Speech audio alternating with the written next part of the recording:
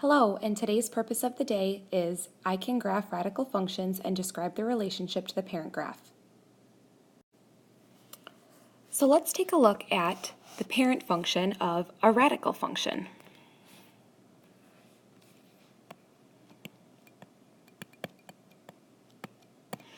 The parent equation of a radical function is f of x equals the square root of x.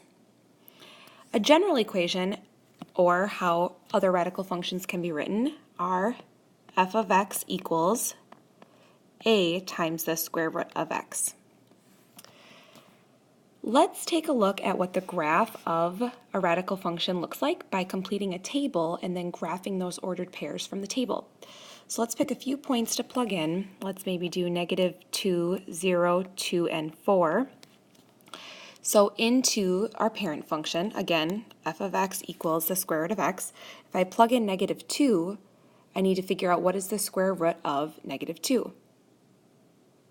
Well, we can't take the square root of a number, so that does not exist. So I'm just going to put a line in my table that represents does not exist.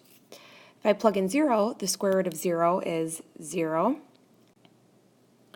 Now I'll take the square root of 2, and the square root of 2 is 1.41, so I'll go ahead and round that to the nearest tenth and say 1.4 in the table there. And then the square root of 4 is 2. So now if I go to my graph, I'm going to zoom in here. Again, if I plug in -2, that doesn't exist, and for actually, any negative number, I can't take the square root of a negative number, so that won't exist. So you're going to see that this graph is only going to be on the right side of the y-axis, and it'll actually only have positive values as well, because when we take the square root of numbers for radical functions, we are only going to get their positive answers, and we'll see that represented in the graph. So 0, 0, I can plot. 2, 1.4. 4, 2. And if I continue, you're going to see the shape of the graph will actually be a curve, and similar to a parabola, but really only like half of a parabola. So now let's continue to answer a few questions on this page. So some properties about radical functions. Zoom in a little bit here. And we can say, the parent graph is really only located in quadrant 1, right? We only have positive values. So we can say parent graph is located in quadrant 1. It is a curved graph. Makes a curve. And it's like half of a parabola in sideways.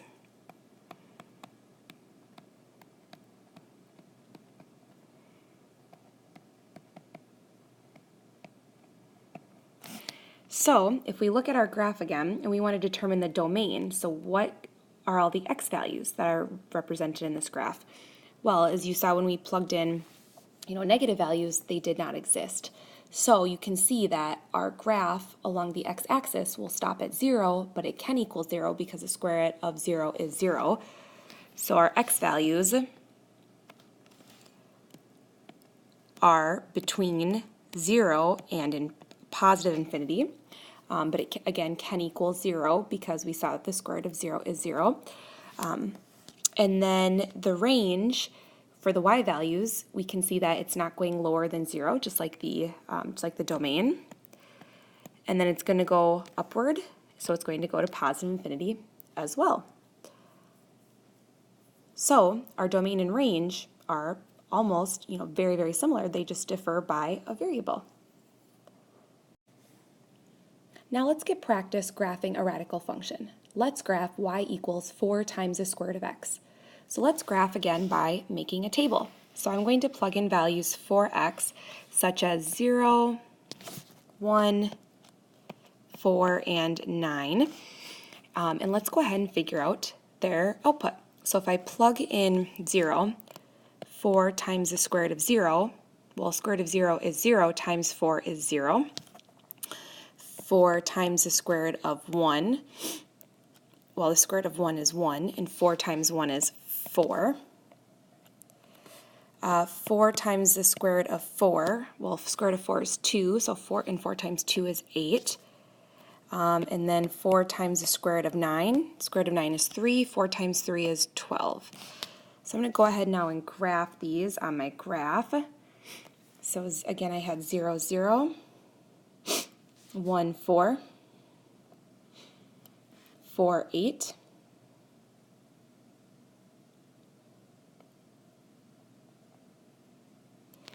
and then 9, 12.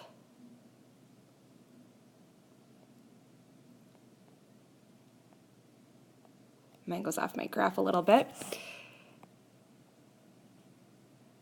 Okay, I have my graph. Again, looks similar to the parent graph, but we have that 4 being multiplied by the square root of x.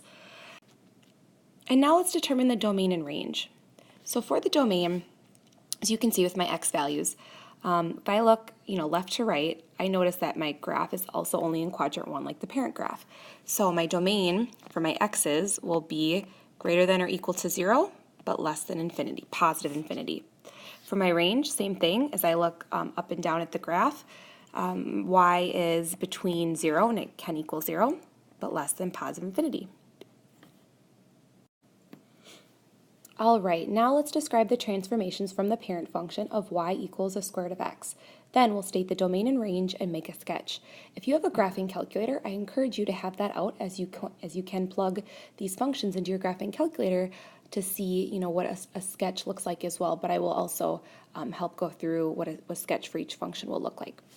Okay, so let's take a look at number 1. Y equals negative 2 times the square root of x. So the negative, similar to other functions that we've learned about, the negative will reflect over the x-axis.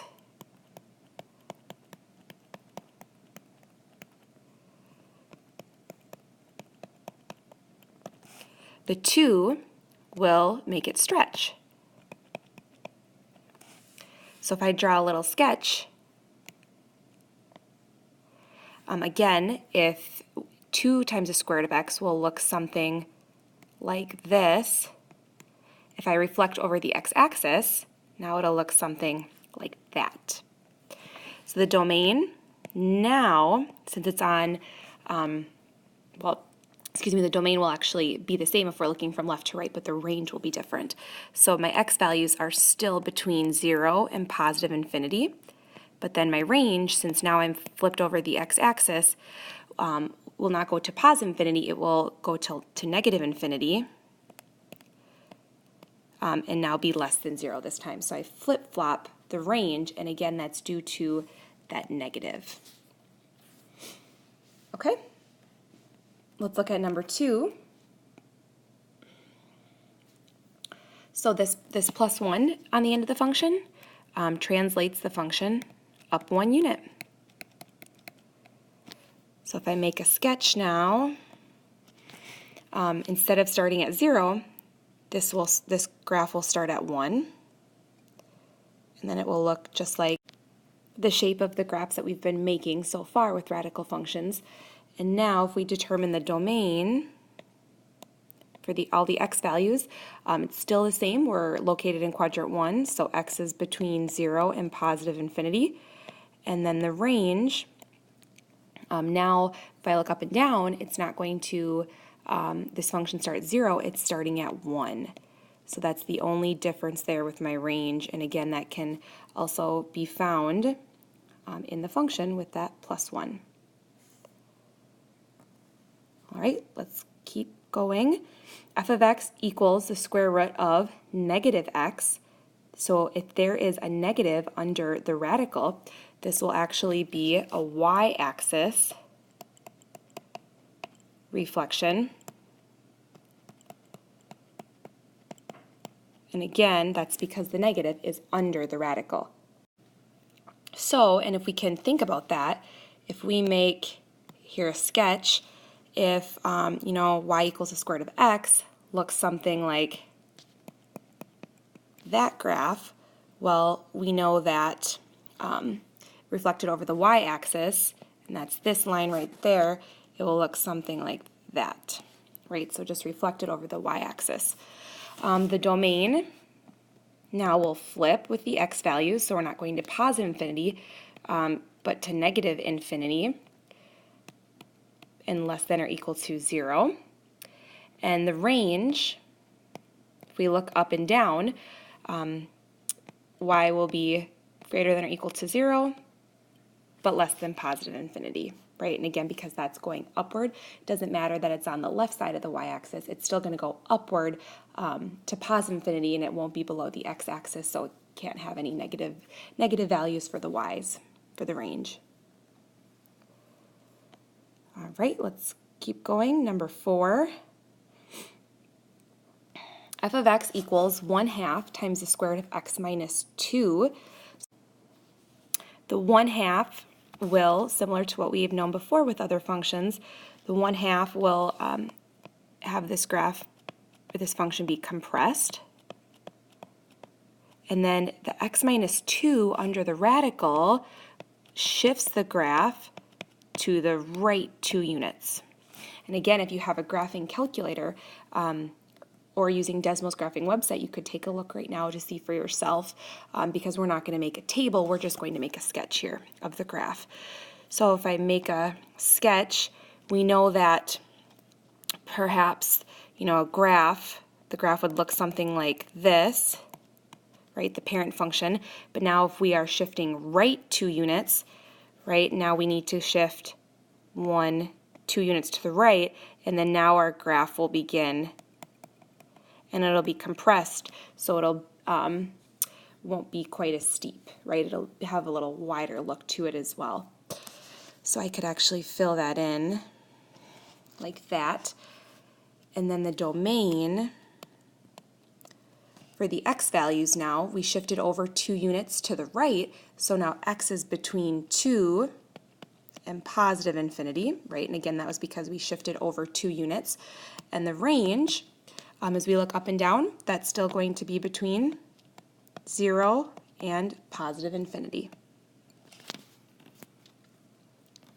All right, number 5, last one here. F of x equals -3 times the square root of x plus 5 minus 2. All right, so let's start at the beginning. The negative in front of the 3 reflects over the x-axis. The 3 means this graph is a little bit steeper. There's a stretch. The x plus 5 in the radical shifts to the left 5 units. And then the minus 2 that's outside the radical shifts this graph down 2 units. All right, so let's make a sketch here. Okay, so we know that if this, again, is the parent function, something like this, we are reflected over the x-axis. We are left 5 units, and then down 2. So I'm just going to give myself a little grid. So here kind of would be the starting point. And again, since it's reflected over the x-axis, it's going to look something like that. And again, the more you practice graphing different radical functions, the easier they will come, and what they look like without having to make a table, just a sketch. You can use what the transformations are to help give you a general guideline for what that graph will look like. All right, let's look at the domain and range.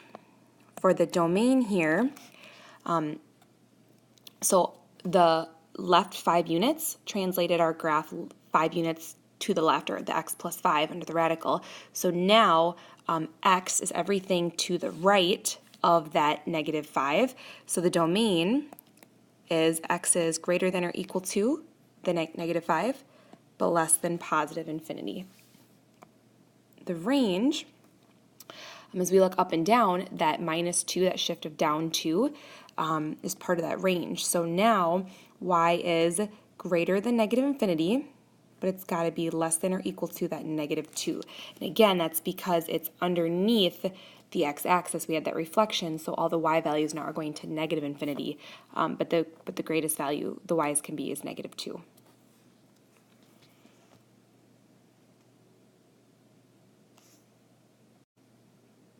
Thanks for listening. Have a great day. Bye-bye.